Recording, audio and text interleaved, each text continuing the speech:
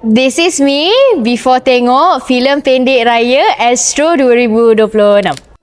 Assalamualaikum semua. Hari ini saya nak umumkan acara yang paling dinantikan tiap kali Ramadan, iaitu Pesta Panjut Raya. Selaku pemenang Pesta Panjut Raya 5 tahun berturut-turut, saya ingin memberi pesanan kepada semua orang kampung. Be creative.